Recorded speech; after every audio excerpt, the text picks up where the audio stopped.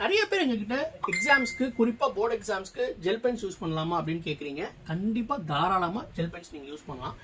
ஏன் வந்து gel Benz use பண்ணக்கூடாதுன்னு பொதுவாக சொல்கிறாங்க அப்படின்னா 3 ரீசன். ஒன்று, அது வந்து சீக்கிரமாக ட்ரை ஆகாது. நீங்கள் எழுதணுன்னே ஃபிங்கர்ஸோ ஏதோ பட்டுச்சுன்னா உடனே அழிஞ்சிடும் அப்படின்னு பயப்படுவாங்க. ரெண்டாவது, வாட்டர் ரெசிஸ்டன்ட் கிடையாது. தண்ணியோ வேர்வையோ பட்டால் அழிஞ்சிடும் அப்படின்னு சொல்லுவாங்க. மூணாவது வந்து உங்களுக்கு வந்து பேப்பரில் வந்து இங்கு ஊறும் அப்படின்னு சொல்லுவாங்க. இந்த மூணுமே இல்லாத ஒரு பென் நீங்கள் பார்த்துட்டு இருக்கீங்கன்னா பென்டலோட எனர்ஜி தான். நீங்கள் ஒரு ஜெல் பென் யூஸராக இருக்கீங்க, எக்ஸாம்ஸ்க்கு என்ன பென் எடுத்துகிட்டு போகிறது அப்படின்னு யோசிக்கிறீங்கன்னா கண்ணை மூடிக்கிட்டு நீங்கள் பென்டலோட எனர்ஜியில் போகலாம். இது ஒரு லோ விஸ்காசிட்டி பிக்மெண்ட் இங்கு. பிக்மெண்ட் இங்க்னாலே கலர் சூப்பராக இருக்கும், உங்களுக்கு ஃபேடே ஆகாது.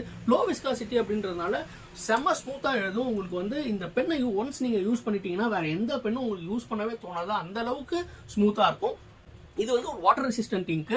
நீங்கள் வந்து அதில் தண்ணியோ வேர்வையோ பட்டால் அதில் ஒன்றுமே ஆகாது. நாங்கள் வந்து ஒரு ரீசைக்கிள்டு பேப்பரில் தான் இது எழுதி காட்டுறோம். உங்களுக்கு கொஞ்சம் கூட அதில் ஸ்மெட்ஜிங்கே இருக்காது. அதே சமயத்தில் பின்னாடி உங்களுக்கு இம்ப்ரெஷனும் இருக்கவே இருக்காது.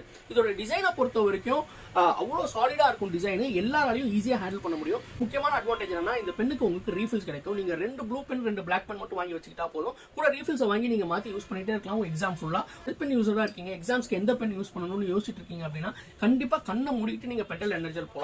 இந்த பென் உங்களுக்கு வேணும் அப்படின்னு நினைச்சீங்கன்னா நீங்க எப்போ வேணாலும் பென் அண்ட் பேப்பருக்கு வரலாம். அதே சமயத்தில் உங்க வீடு தேடி வரணும் அப்படின்னு நினைச்சீங்கன்னா கீழே இருக்க வாட்ஸ்அப் நம்பர் நாங்கள் ரீச் அவுட் பண்ணுங்க. நிச்சயமா உங்க வீடு தேடி எங்களால் அனுப்பிச்சு முடியும், நீங்க எங்க இருந்தாலும்.